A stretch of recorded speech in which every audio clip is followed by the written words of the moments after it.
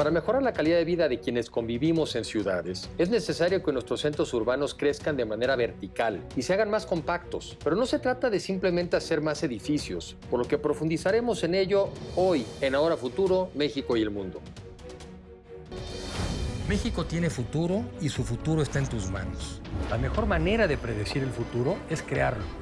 Los avances científicos y tecnológicos han hecho que cambie nuestro estilo de vida, la forma de trabajar e incluso en la que nos relacionamos.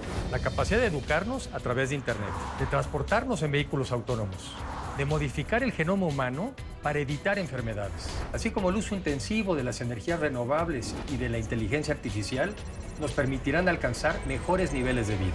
Pero ¿seremos capaces de incorporar a todos o generaremos sociedades más polarizadas?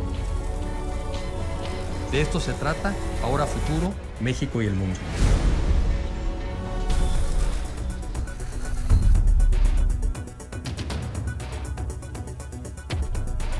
Queremos ciudades con más vivienda asequible, en zonas céntricas, con más parques y áreas verdes, más hospitales, espacios deportivos, culturales y de esparcimiento, y con más instituciones educativas. Sin embargo, el espacio es muy limitado y ya no hay tantos espacios disponibles en dichas zonas céntricas, por lo que la única manera de hacerle espacio a todo esto es creciendo hacia arriba, con menos edificaciones de pocos niveles y más edificios. Una ciudad más alta y compacta también ofrece mejores y más accesibles servicios a sus ciudadanos. Es menos costoso llevar agua, electricidad y drenaje a 144 departamentos en 2 cuadras que a 144 casas ubicadas en 12 cuadras. Finalmente, una ciudad vertical y compacta también tiene la ventaja de que la gente tiene que trasladarse menos kilómetros para llegar a su trabajo, escuela u otro destino. Mira, estuvimos durante muchos años las ciudades en un proceso de expansión muy grande y muy grave. No es eficiente, puede ser fácil, pero no necesariamente es eficiente, ¿no? ¿Por qué? Porque esto implica grandes inversiones en infraestructura, en agua, en drenaje, en calles, en accesibilidad, en transporte público, en líneas de metro, etc. Esos son costos que la propia expansión urbana no puede sufragar, es decir, no es autosustentable, ¿no? Expandir las ciudades siempre va a ser más caro, la expansión nos cuesta a todos y genera condiciones a la gente que va a vivir a estas zonas expandidas. No tiene mucho sentido hacer un modelo de expansión. Es más eficiente hacer un modelo de compactación de ciudad, de hacer un modelo de redensificación, de irnos para arriba, de vivir en esta cuestión de mayor densidad, ¿no? También es importante aquí notar y hacer valer que no existe o no hay como una densidad óptima, ¿no? Es decir, ¿cuánta debería ser la densidad? Es muy variable, depende de muchos factores, pero hacia allá tiene que ser. Es sobre todo un tema económico y es un tema de eficiencia. Aunque también me da la impresión de que también es un tema de calidad de vida, ¿no? Viviendas que se desarrollaron en México y en muchas partes del mundo de manera más lejana porque era más barato, pues al final del día resultó más caro porque lo que te ahorrabas en la vivienda te lo gastaste en tiempo y en el costo del transporte. Entonces, pues al final del día tu chamba no es transportarte, ¿no? O sea, tú lo que quieres es o estás trabajando, o estás comprando, o estás en el ocio, o estás en tu casa, pero no, una actividad no debe de ser, hoy me estoy transportando, ¿no? La lógica original del suburbio era, bueno, me voy lejos porque puedo llegar relativamente cerca, puedo acercarme a la ciudad relativamente fácil y relativamente económico, ¿no? Y en menor tiempo. Con la evolución de las ciudades, lo que sucedió es que eso ya no es posible, ¿no? Ahora, de tráfico, bueno, ni hablemos, ¿no? De 2 o 3 horas de tráfico, cuando originalmente, ¿no? Hace décadas, se hacían 20, 30 minutos de ese. Sí, que eran insoportables y además, como siempre ha habido una cultura de enamoramiento del coche, un poco heredado de los americanos, pues 20 minutos en coche es hasta agradable, ¿no? Sí. Ya cuando son 2 horas... Ya no es viable. Y también de enamoramiento de la vivienda unifamiliar, ¿no? De la casa sola. Sí. Esta aspiración de la casa sola y no del departamento. También hay un tema cultural ahí importante. Pero con relación a la pregunta de esto de la ciudad de los 15 minutos, es un planteamiento que hace la alcaldesa de París, ¿no? Anne Hidalgo, y que al final es el planteamiento, digamos, político de la centralidad, ¿no? De crear muchas centralidades dentro de la ciudad. Y el objetivo es que la gente no tenga que trasladarse más allá de 15 minutos para obtener sus satisfactores urbanos. ¿A qué me refiero con estos? El trabajo, la educación, la salud, el entretenimiento, el esparcimiento, los servicios, etcétera, o las actividades administrativas.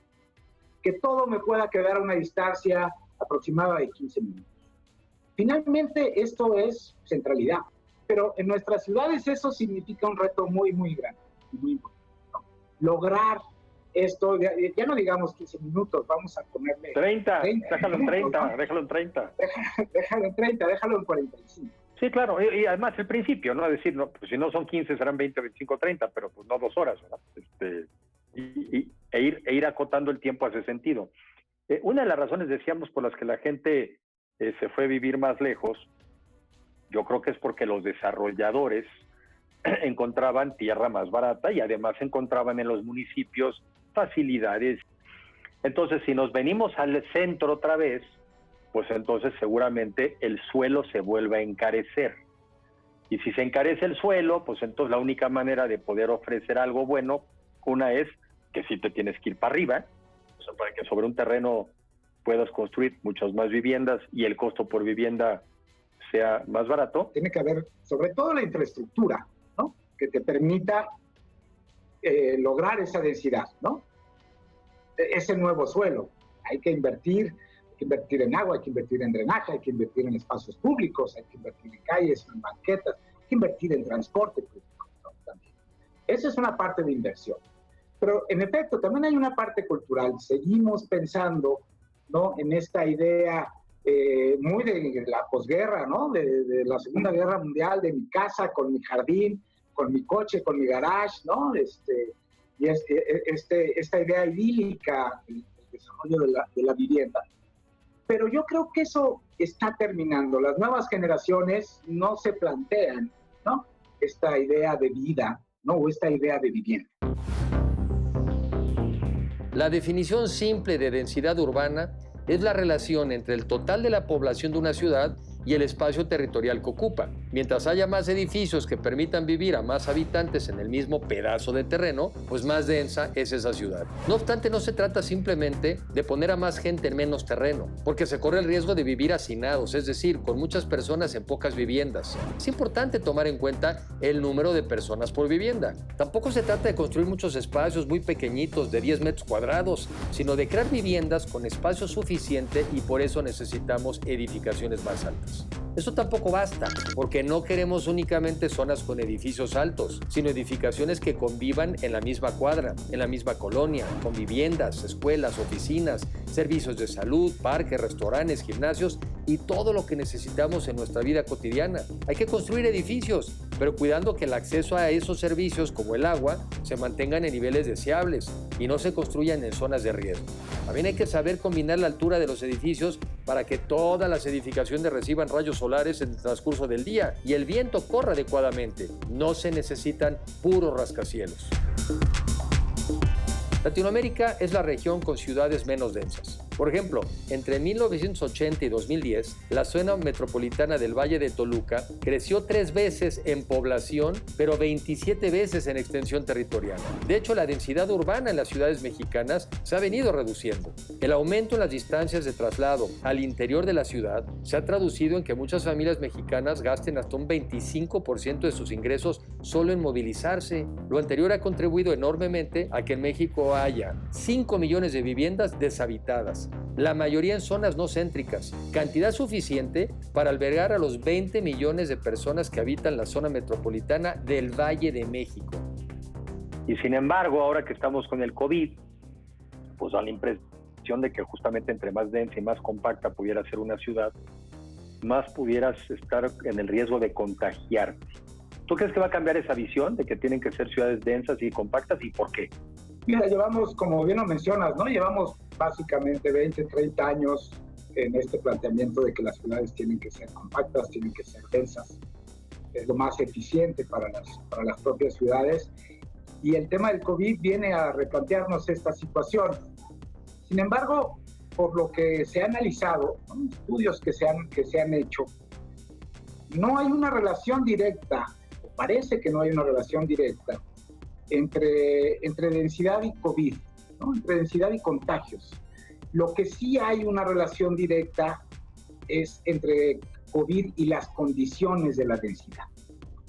Lo que vemos en los mapas, en los análisis cartográficos, en los análisis geográficos que se han hecho, es que es básicamente en las zonas donde siempre ha habido problemas, ¿no? De la ciudad, en las zonas de menor desarrollo, en las zonas con menor infraestructura, que a la vez son las que también tienen una gran densidad poblacional. No es que no haya el que no veamos edificios no hace que no haya una densidad. Claro. Realmente en las zonas populares hay mucha densidad de vivienda, de población, y es entonces ahí donde se presentan los problemas. Más que hablar de densidad, estaríamos hablando de las condiciones en las que se da esa densidad, condiciones de infraestructura, condiciones de servicio, condiciones de accesibilidad, condiciones de salud, de acceso a los servicios de salud. Es ahí donde está el tema.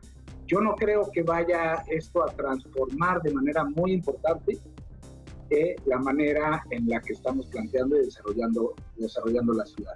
Pero sí es importante atender esos rezagos, que es lo que hace que los problemas se focalicen en estos lugares con alta densidad poblacional, pero sin servicios. Pues sí, porque no es lo mismo densidad que hacinamiento, ¿no? O sea... No es lo mismo exactamente. Ahí puedes tener una densidad, digamos, habitacional, ¿no? Puedes tener muchas viviendas y poca población, ¿no? O puedes tener pocas viviendas y mucha población. Claro, claro. Entonces, sí hay un tema de hacinamiento y también hay un tema de acceso a los servicios, ¿no?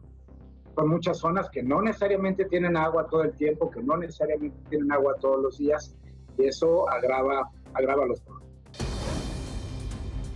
Hay una larga historia de culpar a las áreas urbanas por enfermedades físicas y morales, pero en lugar de abandonarlas, cada vez se vive más en las ciudades, por los grandes beneficios que implican. La densidad es la solución a muchos de nuestros problemas, y por ello las mejores ciudades son también aquellas altamente densas. Además, hay ciudades muy densas que han controlado con éxito la pandemia, como son Hong Kong, Montevideo, Seúl, Hanoi y Wellington, entre otras. Investigadores del London School of Economics and Politics encontraron que la densidad se asocia con una llegada temprana del COVID. Sin embargo, la propagación posterior, una vez que ha llegado la enfermedad, no es más rápida ni más letal que en las ciudades más pequeñas o en las periferias escasamente pobladas.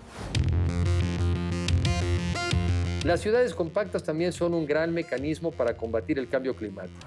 En Houston, con 15 habitantes por hectárea, el consumo de gasolina por persona es 8 veces más que el de Viena, con 140 habitantes por hectárea.